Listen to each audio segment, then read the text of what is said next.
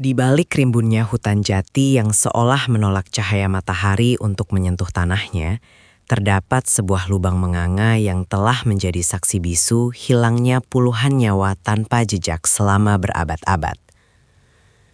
Sumur itu bukan sekedar penampung air, melainkan sebuah gerbang menuju kegelapan yang hingga detik ini masih membuat seluruh penduduk desa gemetar hanya dengan mendengar derit talinya di tengah malam. Desa Karangsembunyi bukanlah tempat yang bisa ditemukan dengan mudah di peta digital manapun. Terletak di lembah yang dikelilingi oleh perbukitan kapur yang tajam, desa ini seolah terisolasi dari kemajuan zaman. Namun, bukan keterpencilannya yang membuat orang-orang luar enggan berkunjung, melainkan sebuah struktur kuno yang terletak di ujung utara desa, tepat di bawah pohon beringin yang akarnya telah melilit bebatuan sumur itu seperti jemari raksasa yang sedang mencekik mangsanya.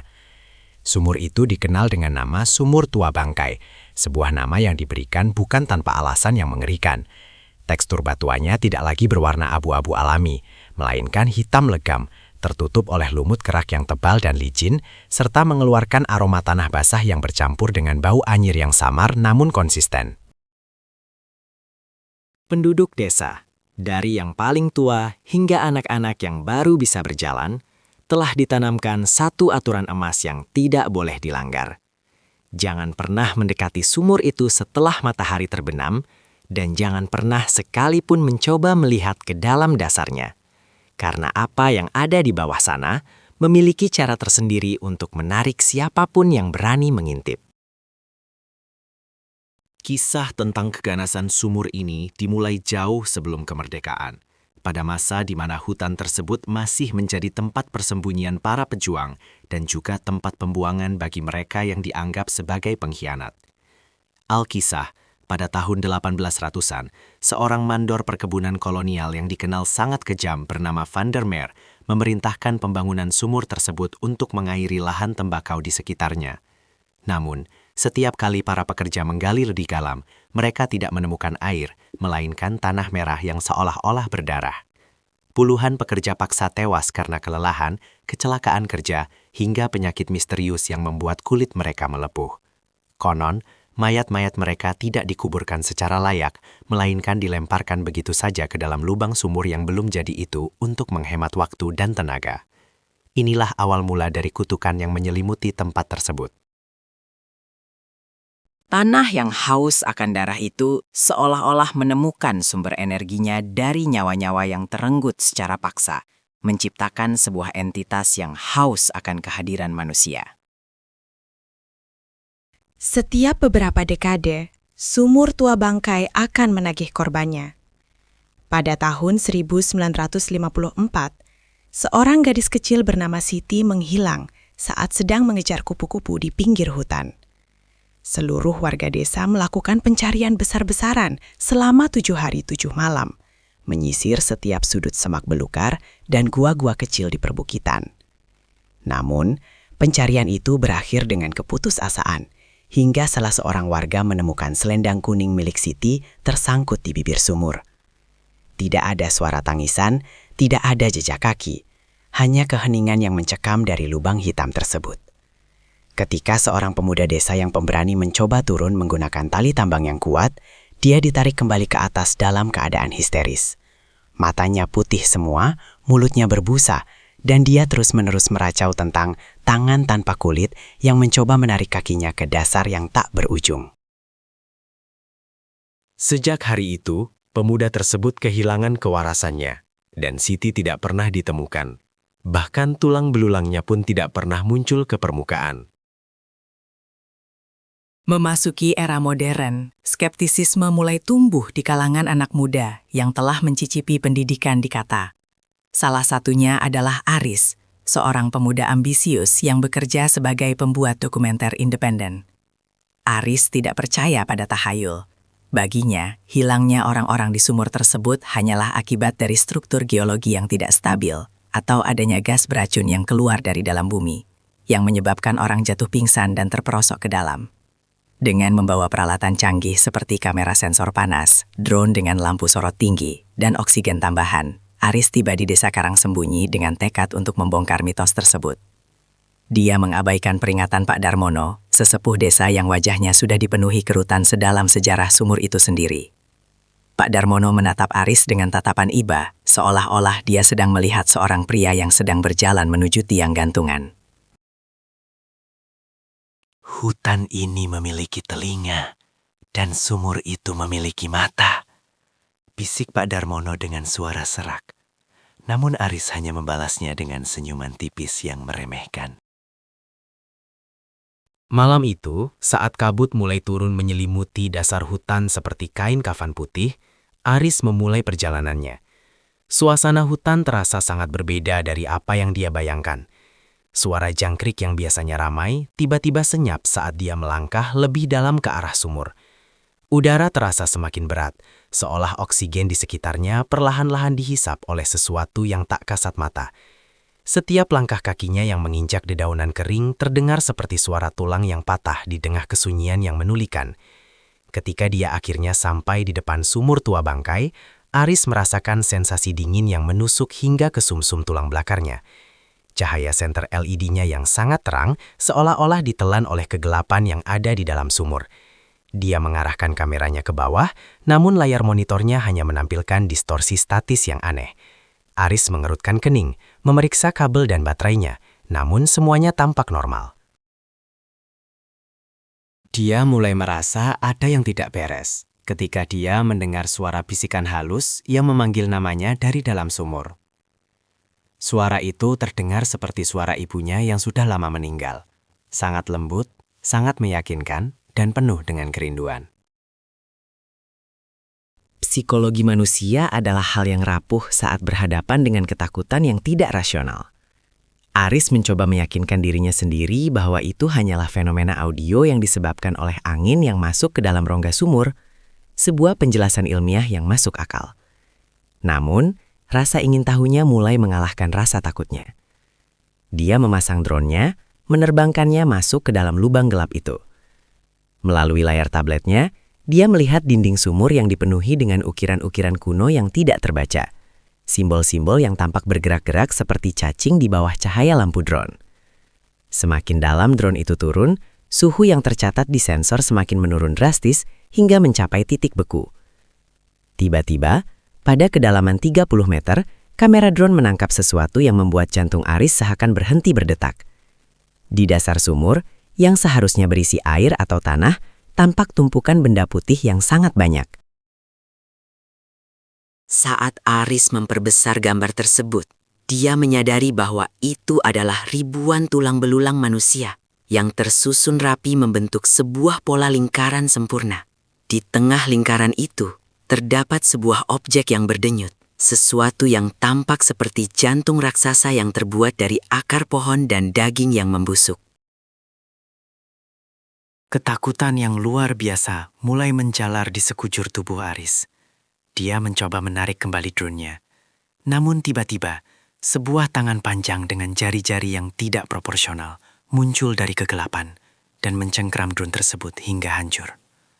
Layar tablet Aris seketika mati, menyisakan pantulan wajahnya yang pucat pasi. Dalam kegelapan total, Aris merasakan sebuah kehadiran di belakangnya. Dia tidak berani menoleh. Namun dia bisa merasakan hembusan napas dingin di tengkuknya yang berbau seperti tanah kuburan. Suara bisikan itu kembali. Kali ini tidak lagi terdengar seperti ibunya, melainkan suara ribuan orang yang berbicara secara bersamaan dalam bahasa yang tidak dia mengerti. Sebuah polifoni penderitaan yang menghancurkan mentalnya. Aris mencoba berlari, namun kakinya terasa seperti terpaku ke tanah. Dia melihat ke bawah dan menyadari bahwa akar-akar pohon beringin di sekeliling sumur telah melilit pergelangan kakinya, menariknya perlahan namun pasti menuju bibir sumur yang menganga. Di dalam benak Aris, terjadi pergulatan batin yang sangat hebat. Dia teringat akan semua ambisinya, karirnya, dan kesombongannya yang telah membawanya ke tempat ini. Dia menyadari bahwa mitos bukanlah sekedar cerita pengantar tidur untuk menakuti anak-anak, melainkan cara orang-orang terdahulu untuk memperingatkan tentang adanya kekuatan yang jauh melampaui pemahaman manusia. Sumur ini adalah entitas hidup, sebuah pemangsa purba yang telah ada bahkan sebelum manusia pertama menginjakan kaki di lembah ini. Sumur ini tidak membutuhkan air, ia membutuhkan memori, ia membutuhkan energi kehidupan, dan ia membutuhkan saksi yang akan terus menghidupkan namanya melalui rasa takut. Aris berteriak sekuat tenaga, namun suaranya seolah-olah teredam oleh dinding-dinding hutan yang rapat. Dia melihat ke arah langit, melihat bintang-bintang yang tampak sangat jauh dan acuh tak acuh terhadap nasibnya. Saat tubuhnya sudah berada tepat di pinggir lubang, dia melihat ke bawah untuk terakhir kalinya. Di sana, di dalam kegelapan, dia melihat wajah-wajah orang yang pernah hilang di desa itu. Siti, para pekerja paksa, para pengkhianat perang, mereka semua menatapnya dengan mata yang kosong. Tangan mereka terulur ke atas, menyambut anggota baru dalam persaudaraan abadi di dasar sumur. Keesokan harinya, penduduk desa menemukan peralatan kamera Aris berserakan di sekitar sumur. Kamera itu hancur berkeping-keping, seolah-olah telah dihantam oleh kekuatan yang sangat besar. Namun, Aris sendiri tidak ada di sana. Tidak ada jejak darah, tidak ada tanda-tanda perlawanan fisik yang normal. Hanya ada satu jejak kaki yang mengarah tepat ke bibir sumur dan tidak pernah kembali. Pak Darmono hanya bisa menghela napas panjang saat melihat topi milik Aris yang tertinggal di atas batu sumur. Dia tahu bahwa sumur tua bangkai telah kenyang untuk sementara waktu. Namun, dia juga tahu bahwa rasa lapar itu akan kembali suatu saat nanti. Warga desa kemudian berkumpul, membawa batu-batu besar dan semen, mencoba untuk menutup mulut sumur itu sekali lagi. Sebuah ritual sia-sia yang telah mereka lakukan berkali-kali selama ratusan tahun. Namun, setiap kali mereka menutupnya, pada pagi hari berikutnya, batu-batu itu akan ditemukan berserakan di tanah, seolah-olah ada sesuatu dari dalam yang menendangnya keluar dengan amarah. Keberadaan sumur tua bangkai tetap menjadi misteri yang tidak terpecahkan oleh ilmu pengetahuan. Para ahli geologi yang pernah mendengar cerita ini seringkali mencoba memberikan penjelasan tentang adanya arus bawah tanah yang kuat atau gua-gua vertikal yang saling terhubung. Namun, tak satu pun dari mereka yang berani datang dan membuktikannya secara langsung setelah mendengar apa yang terjadi pada Aris. Bagi warga desa Karangsembunyi, sumur itu adalah bagian dari takdir mereka. Mereka hidup berdampingan dengan ketakutan, menghormati kegelapan agar kegelapan itu tidak menelan mereka.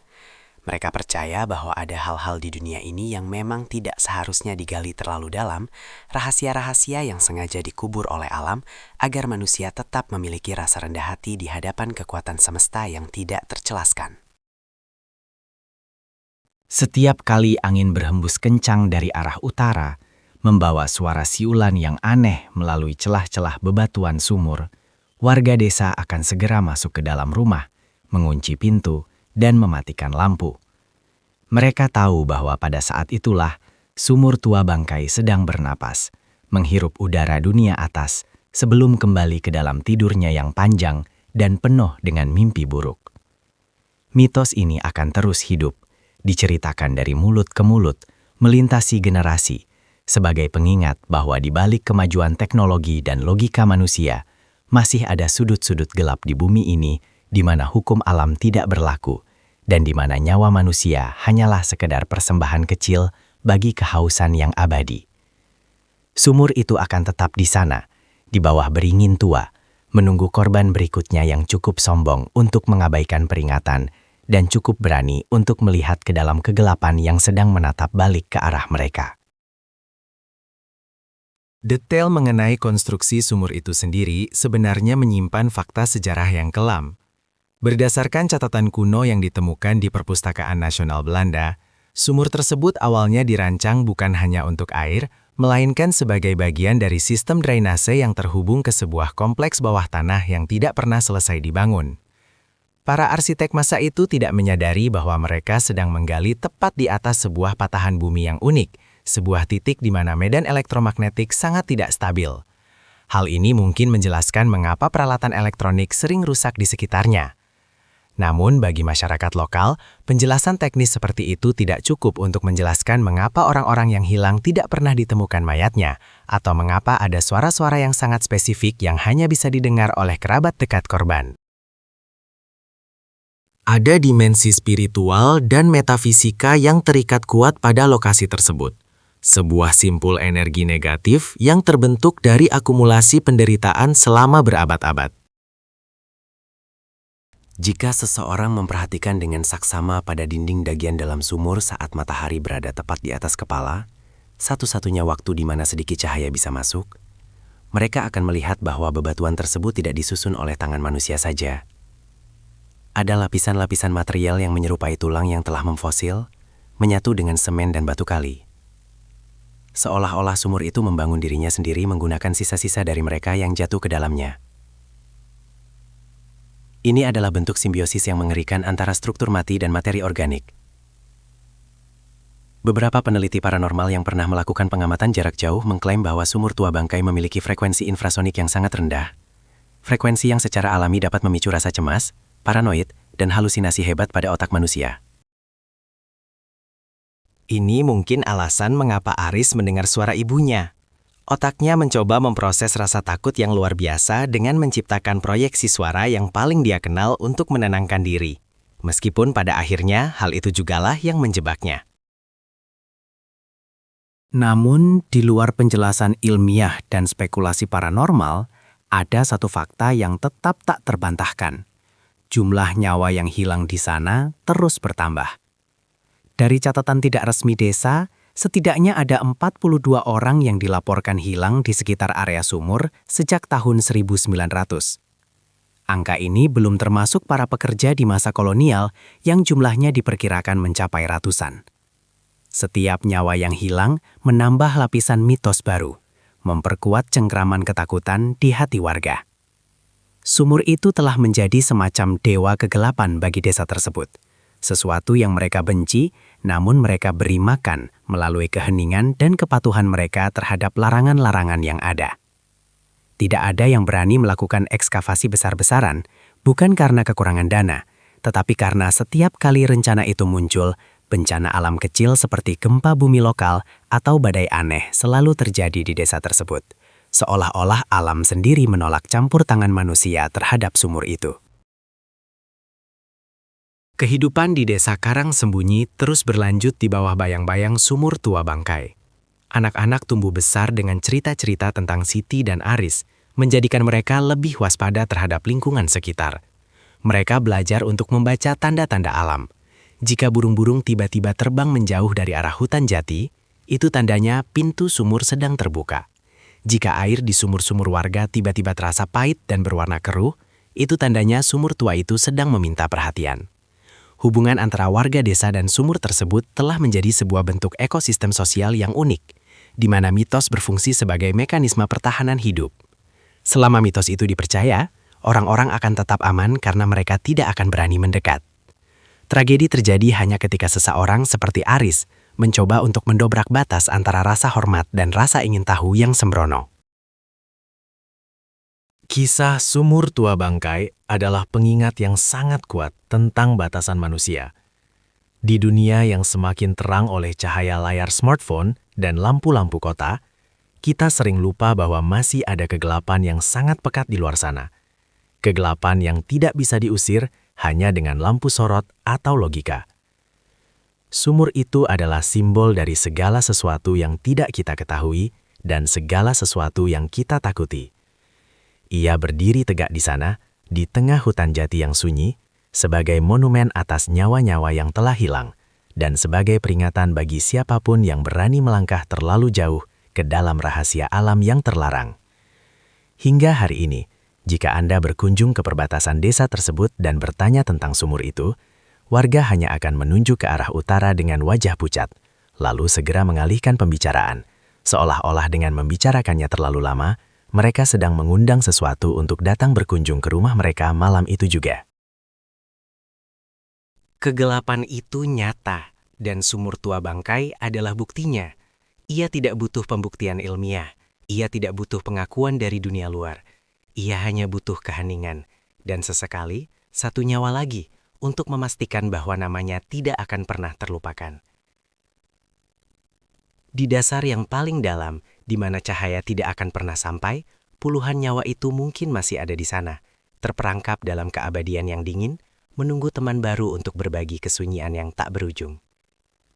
Dan mungkin, di tengah malam yang paling gelap, jika Anda mendengarkan dengan sangat teliti, Anda bisa mendengar suara talinya yang berderit, ditarik oleh tangan-tangan yang tidak lagi memiliki kulit, mengundang Anda untuk datang dan melihat sendiri apa yang ada di balik mitos terlarang itu. Kisah tentang sumur tua bangkai ini memberikan kita pelajaran berharga bahwa ada tempat-tempat di dunia ini yang lebih baik dibiarkan menjadi misteri daripada harus dibayar dengan nyawa untuk sebuah jawaban. Keberanian tanpa perhitungan seringkali berujung pada tragedi, dan menghormati kearifan lokal serta peringatan para leluhur adalah bentuk kebijaksanaan yang tidak lekang oleh waktu. Terima kasih telah menyimak narasi mendalam tentang misteri terlarang ini hingga selesai. Jika Anda memiliki cerita serupa atau pengalaman mistis yang berkaitan dengan tempat-tempat angker di daerah Anda, jangan ragu untuk membagikannya di kolom komentar, agar kita bisa saling bertukar informasi mengenai kekayaan mitos Nusantara. Jangan lupa untuk menekan tombol berlangganan dan menyalakan lonceng notifikasi agar Anda tidak ketinggalan kisah-kisah mencekam dan penuh makna lainnya yang akan kami sajikan secara eksklusif hanya untuk Anda. Sampai jumpa di kisah selanjutnya, dan tetaplah waspada terhadap apa yang bersembunyi di balik kegelapan.